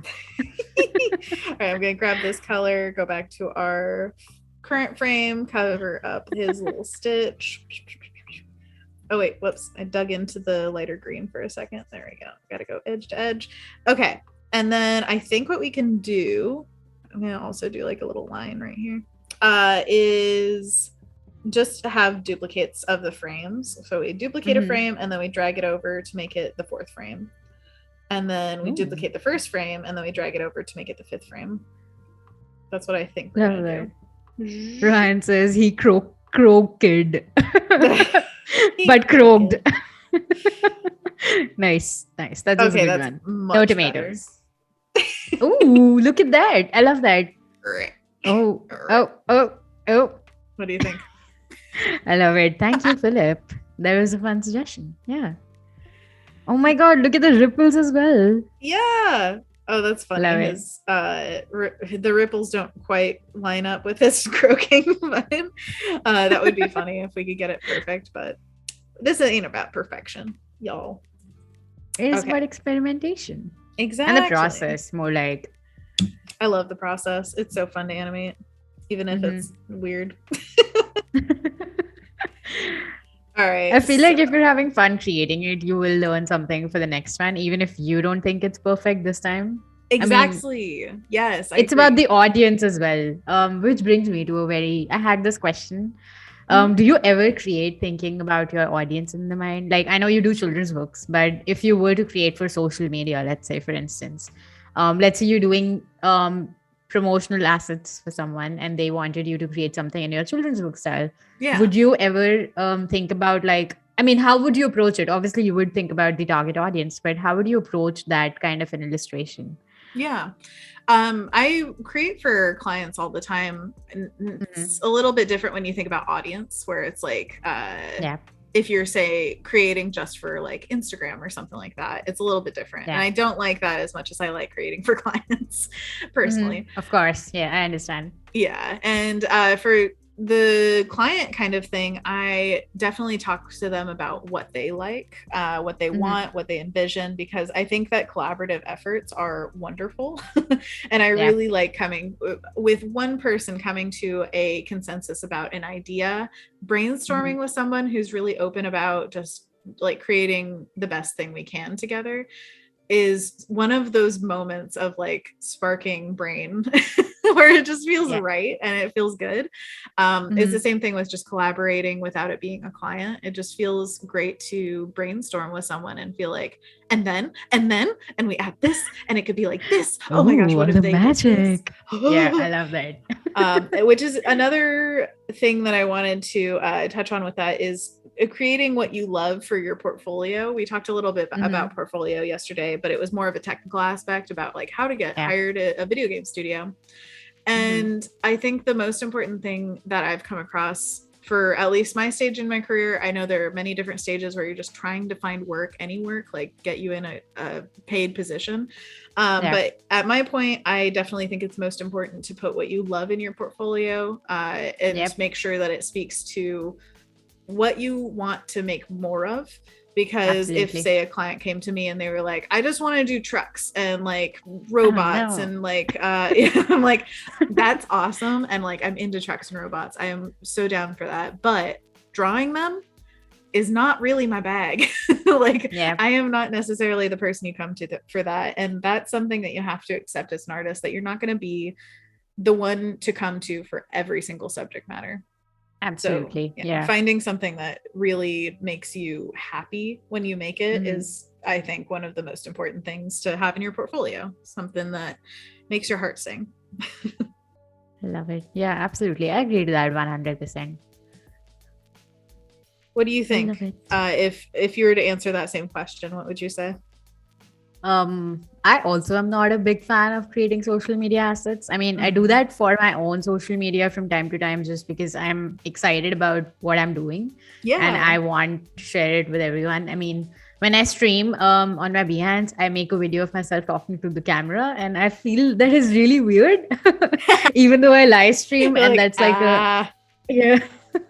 But I enjoy sharing it, so I'm like, okay, let's just make something fun, and that way I use it again, I use it to learn something about the animation. Like, for instance, something that I did today, because we were talking about it earlier, I made stars and I did not know how to make them sparkle, and I looked up a yeah. star animation. I'm like, okay, maybe I could just make them pop in a way that, and so that's something new that I learned today, and I wouldn't have if I did not think about making a promotional asset. So I think that's how my approach is. But I kind of um, also don't like creating something only for social media. I mean, yeah, it's kind of pointless if it doesn't have like a goal behind it. It doesn't have a goal, and also if you're thinking too much in that area of like, oh, I Yeah, can't make something unless somebody else is going to like it, that's like the ending absolutely. of Yeah, creativity. absolutely. And I mean, it's definitely a different thing if it's like a brand and they want like strategy and they have a set goal in mind, which are different goals. But Mm-hmm. I'm just talking in terms of personal. personal goals and personal social media. And yeah, Absolutely. there's a lot of messages I'm missing in chat. But I will get to them. Don't worry, you guys. I don't worry. It's all good. Love it. By the way, I'm just filling in with. Oh wow, am I on the same thing? All right, I'm filling in the rough animation that we created earlier with the dragon like. I'm going to just soften it up with the graphite brush. I do like that actually for this this particular asset in this animation because I want it to have a little bit of a softer edge. I think that that's a good thing for a shadow, especially if you're thinking this thing's however high up, it's not going to be a crisp shadow. So yeah, I want to make it a little bit softer and then start finagling this to feel a little bit more like how I imagined it. Love it. Yeah. Yay. All right. So once we're done with the dragon, we are almost at the artist spotlight mark. So we'll jump into that real quick. But yeah, let me know when you're done and we can hop into the artist for today. Absolutely. I am I'm gonna finish up this little thingy. Just make sure this is filled. Here we can whoa, this is the middle of animation, friends. But the cool thing is also you can turn off different layers, so you don't have to see that craziness. So here are the two frames so far. I'm definitely gonna keep finagling with them. I also want to test if it goes by all together, like it has its entire body go on and off frame, if that will feel too fast, so that we can play with afterward. But for now, it's time for artist spotlight. Time for artist spotlight. Whoop, whoop, whoop. Who's the artist for today? Let's look at it. Artist? It's Odari. Woo, woo, woo. Hey, Odari. Hi. What's up? You're in the chat. Hey. Everyone give a follow to Odari. Odari Johannes is also a Behance live streamer. I'm really excited for today's artist because Odari does some really amazing vector work and also traditional work, which is so exciting. There are not a lot of streamers on Behance who do like traditional artwork. I know you do it a lot of times with gouache and watercolors, but Odari recently did like I think it's pens. I'm not sure what it was, but you can tell us in the chat. Hey, what? Amazing. Absolutely. And also I see a subscription over here for Odari. Ooh, you get some source files, premium live streams, premium projects. Definitely check out the subscriptions. And absolutely. Let's check out some of Odari's work. Let's do it. Hey, I recognize Cloudy. Oh man, I love this one. I saw this when Odari was working on it on a live stream, and the amount of detail in the hair is mind-blowing to me. Yes, look at this hair. I think there's a stream replay that you can go back and watch if you go to Dari's live stream stuff. But that likeness is something else. I mean, absolutely. What? You guys should know if you've ever done a portrait, it's so hard to make it look like the actual person. And this is her. I mean, it's perfect. Oh my gosh! Oh my God. Wonder Woman. Oh, what? Love that. That is so. Have you shared this with Claudia yet? Because she needs to know. Absolutely. What? Oh yeah, and then there's a link to the streams. This is so convenient. Yes. Oh, I love it. Yes, call to action. Oh my God, love that. Yes. Oh, that's so lovely. Odari, we love to see it. All right, let's check out Vector Vigilante premium subscription. Oh, this is the subscription stuff. Oh yes. This is awesome. Join my creative voyage of character design using vector brushes in Adobe Fresco. Hey, check it out. What? Yeah, we didn't even touch on that Fresco has the vector brushes, but absolutely. This is so cool. Now we did. Thank you, Dari. Exactly. And speaking of creating promotional material, this is all like hand touched by Odari. You can tell it's like not just like, oh, hey, here's the thing. Absolutely. It's like thought and effort was put into it. Love it. The Odari. Oh, the Adarilorian. Adarilorian. Okay, I'm like it's a Star Wars Mandalorian, Adarilorian inspired. Exactly. I'm not a Star Wars fan. I'm gonna say that and put it out there. But I'm a Trekkie. But all right, I vote for Annika. I still love your work. Voodoo Val fight in the ring. Oh no! Don't, please, no. Oh man, this is so cool. I Oh, love that. You know how there's like this thing in the background, which is almost like a watermark, but it's actually Adori's logo. I think that's his logo, no which, way. yeah, it looks so fun. And I love that it's all in all different colors because it actually goes with the style of the illustration and the colors in the different, Absolutely. the costumes. That also looks fun. Yeah, and it matches them. It feels like it's part of the world, and also the, like, I don't know, the way that you've used it, Odari. I don't know if Mm-hmm. Odari's in the chat. Hello. Ah, I see. Odari is in the chat. This is Yes, the way. this is the way. It feels very intentional and like a cohesive grouping of images where it Mhm. all comes together, not only because of the designs, but because of that mark. So cool. So dang cool. Love it. I A also series of love four that posters. I love the project presentation as well in terms of like the color choices because it matches the color of the poster backgrounds that you have. So it kind of makes it look more cohesive as well, which is Absolutely. also a fun addition. Ooh, Look at you can see that. the process. Oh That's so cool. man. From sketch Wow. all the way to paint. Can you zoom in on one of those? Is that an Zoop. option? Oh yeah, we can. Ah! Oh, Ooh. what? So cool. I love that. I always forget documenting my process at like different steps of the way. And this is Yeah, so inspiring because you remembered to do this. absolutely. Yeah, What? just remembering. Kudos to you. Good job. Oh my gosh. Oh, these are so cool. Man. All right, Odari, I have a question. Where do you get your inspiration for these different characters? Star Wars. I mean, yeah, but like And also real individually, life I people. wonder. I feel like I know Odori made like a portrait inspired by Wade as well, Oh, which is really? also Wade and his cats. There's Claudie, there's Wade. I don't think the Wade one is uploaded yet, but he did work on his live stream. So that was really fun. So I feel like I need that. having what I think and my interpretation is basically having all kinds of things inspire you. So like just observe and like the people who inspire you as well. That's which is very fun. I love that. Absolutely. I But love it. yes, do Oh, tell and one more. us. Here we got the more Star Wars loveliness. Ooh, what is that? The Scully project? It is. Look at that. Oh, Oh I my love it. god, look at the detail on that. Oh yeah, Beetlejuice. Oh, Beetlejuice, Beetlejuice, Beetlejuice. Oh my gosh. And then there's suddenly a cameo of Beetlejuice behind Danica. How amazing Oh would that be? man. Oh, Fred Flintstone. Very nice. Oh my god, I love that. Oh, Scully, Fred Flintstone. yeah. Oh, hey, you said Nice. you're a Trekkie. Oh, nice. Oh, there's a cloudy one there as well. Oh man, this is the way. This is the way now. Now we're talking. I love it. Oh my gosh. So definitely check out Odari's work. Oh, there's a This is Sonic one as amazing. well. What? Wait, Sonic? Nice. Where? Oh yeah, Sonic. Gotta go fast to the grave. Oh, love it. Yeah. Oh, there's so many. Oh, great pop culture references, by the way. But yeah, definitely give Odari a follow. Boop. Oh wait, oh, did I do it? Boom. I can't believe I Love wasn't it. following before, but this is how it happens. Everybody, How go on could you? home.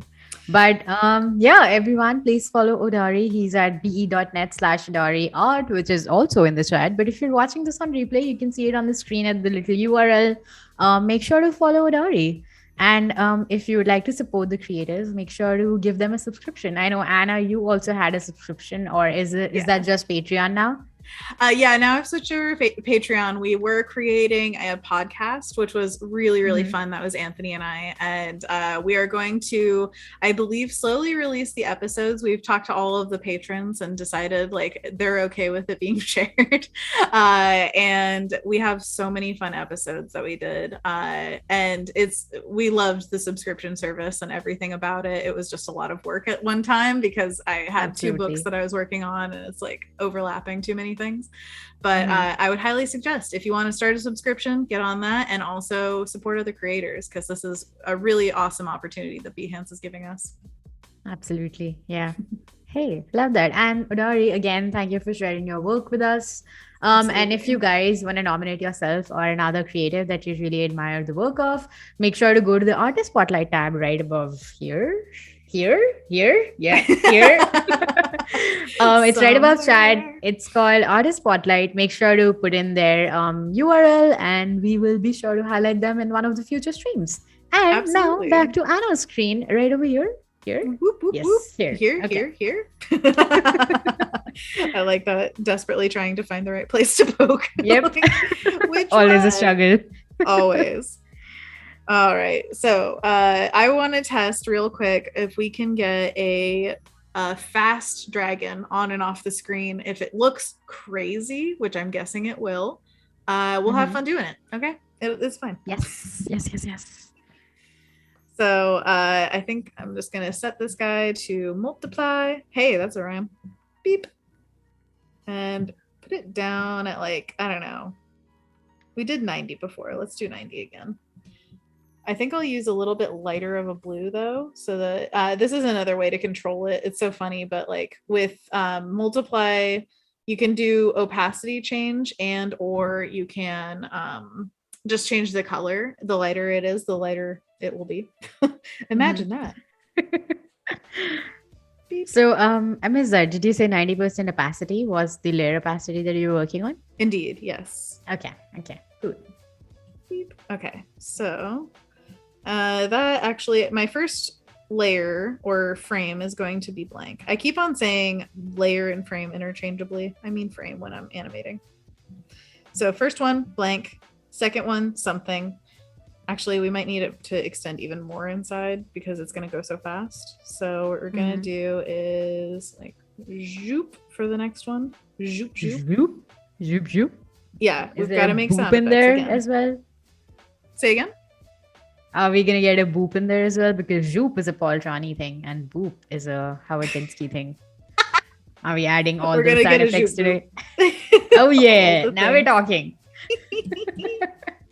Thank you so much for the references. I wouldn't get 10 of them without you, Annika.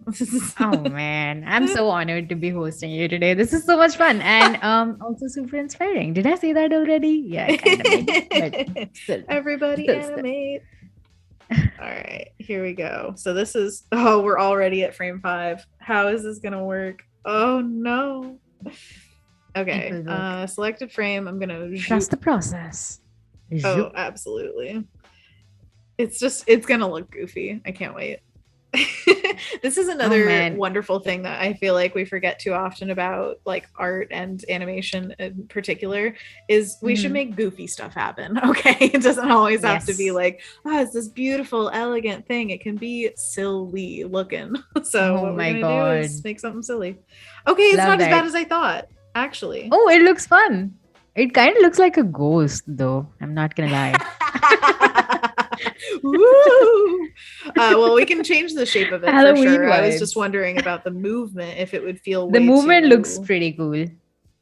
The movement looks pretty cool. I love the movement.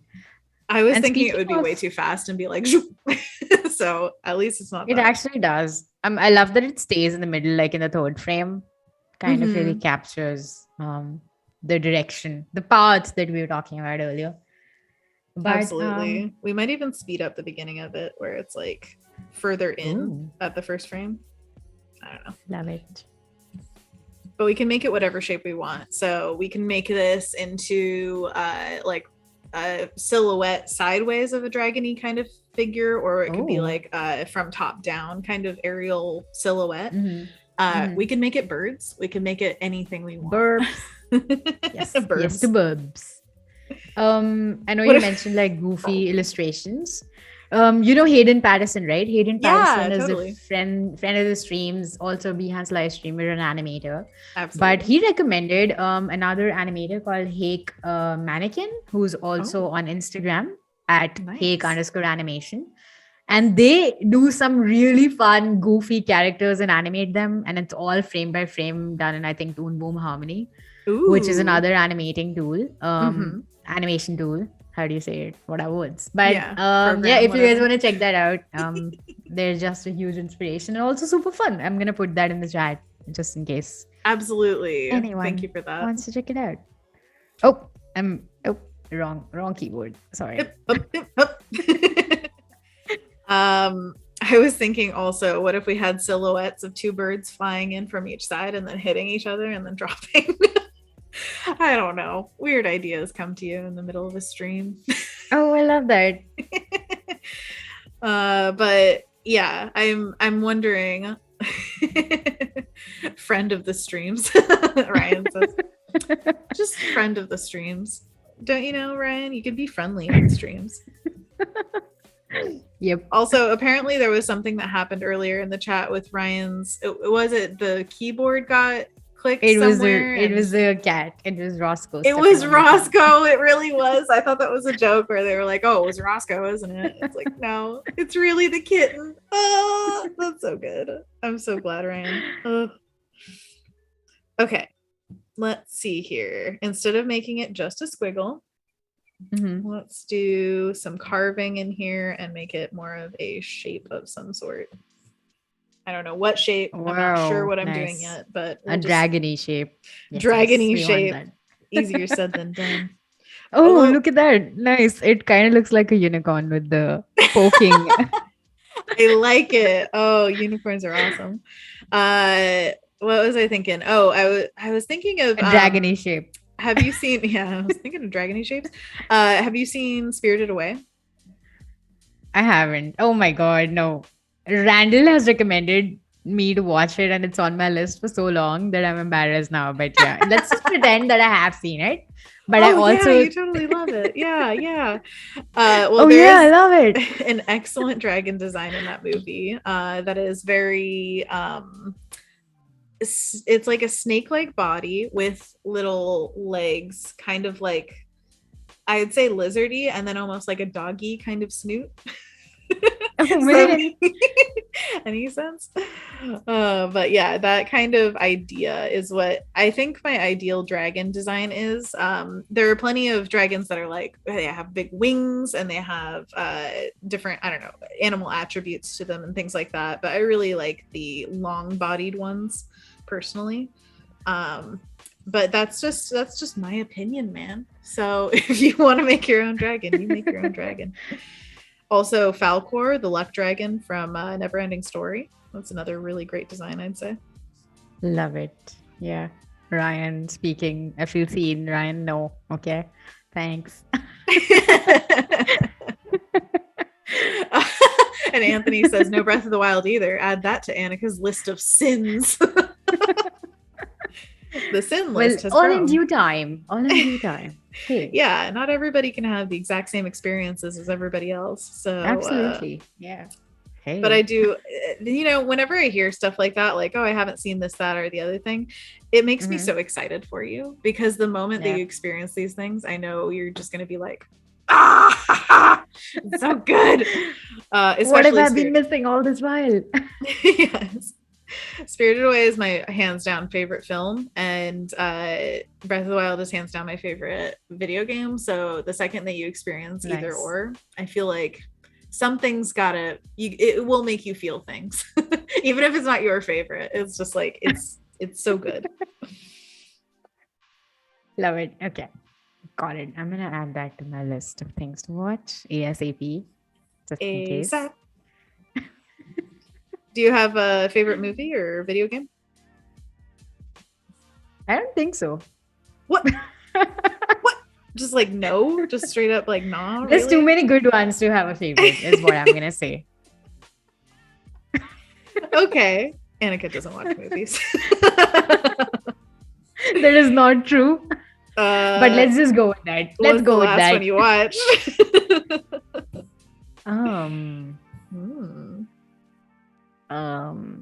I don't know. What are we doing here again? Talking about how much you need to watch movies. And oh man, definitely yes. I'm sure you've gotten enough green. I think there's too less time to do a lot of things that you want to do sometimes, and then I'm like, should I really? But kind of yes. Maybe. Okay, we've got 2 shapes down ish. Beep, bop, boop. Oh, I love that it has like ears now. Are those ears? gotta have ears. Yeah, Oh, definitely. okay. Yes. Okay. Yes. We could also add like, I don't know, horns, but I don't know how well that would read. Like that. There's a dragon in Breath of the Wild called Dinral who has really cool curly horns that come out. So Oh, this could be what? kind of Let me Dinral Google that inspired. real quick. Looks Oh similar. yes. Oh my gosh. I love people seeing the dragons up close and from afar in the game are very different things. So like seeing an image of it, you'd be like, oh, and then like seeing it in game, you're like, Oh, wow. what? I love this. These are all like fire looking. What? Yeah, they're Nice. elemental. They're so cool. Nice. Yeah. Oh man. Oh I man. see what you mean. Yeah, they're like long snaky bodies. I think they have like 6 legs or something like that. So they're much longer Wow. than this guy. But Mm-hmm. he's just a little baby dragon. So ain't that just the I way see it the would 6 legs. I have the reference now. yes, Yes, yes, yes. You yes. understand. I do now. Yes, yes. I should have Googled it before saying that I haven't seen it or played it. But yeah, of course I did. What?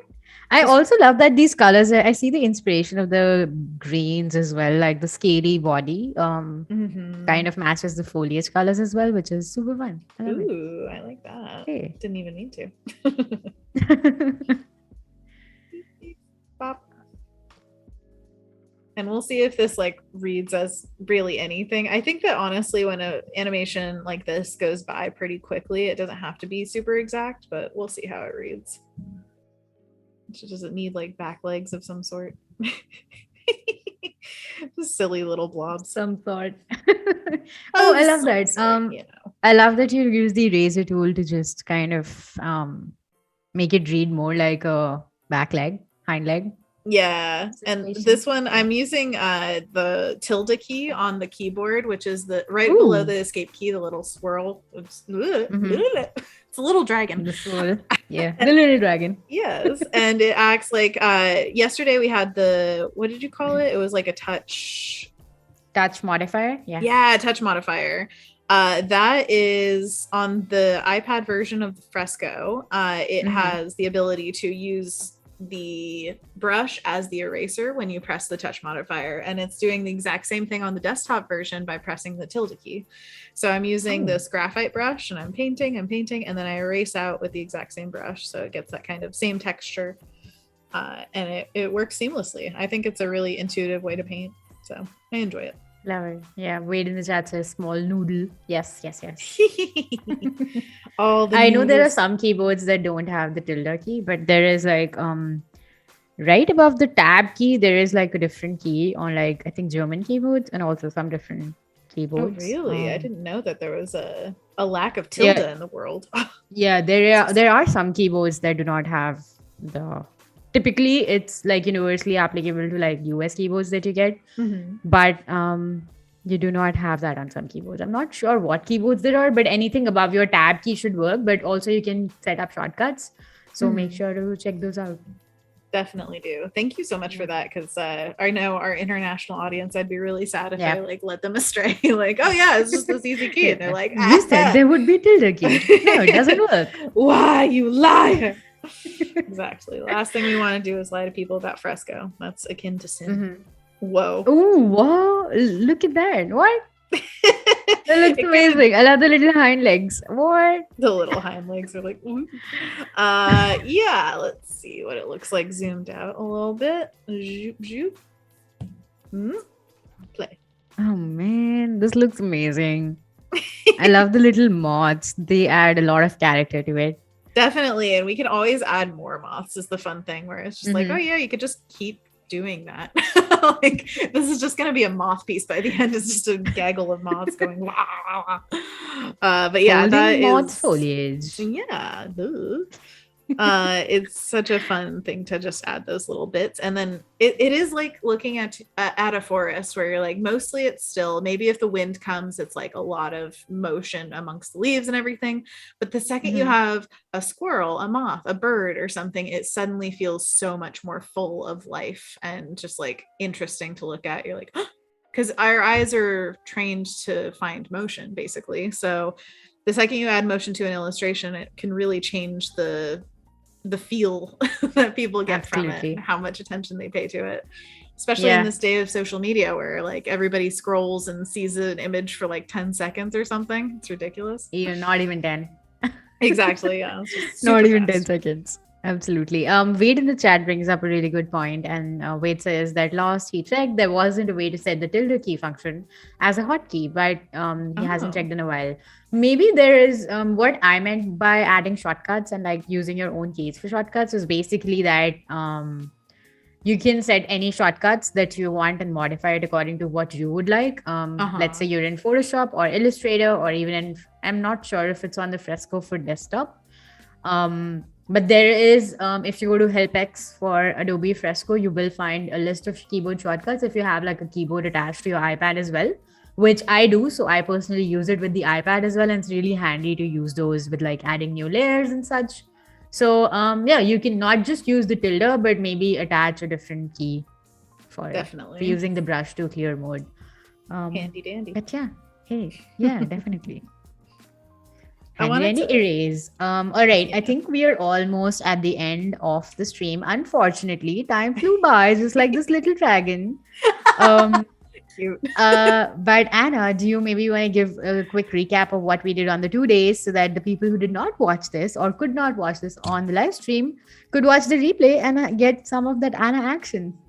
Get that Anna action. Animation. Absolutely. Yes. Yeah, the animation.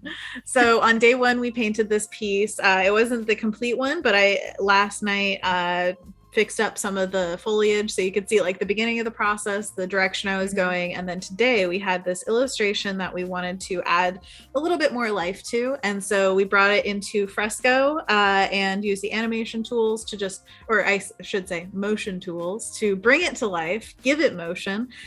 We made water ripples. We made a frog croak. We or ribbit, I don't know. Croak is the connotation. But anyways, we used paths to make multiple moths fly around. We used just straight up frame animation and the multiply blend mode to create the shadow of a dragon passing overhead that our character is looking up at like, oh, what? And then we also use paths to move just ever so slightly our clouds to really make it look like we have sky reflecting in the creek and all sorts of life abounding around. Love that. Yeah. I want to say thanks, Anna, for the amazing 2 days. And thanks everyone for joining us today. Stick around for the Illustrator Daily Creator Challenge right after us with Jack Watson. But bye for now.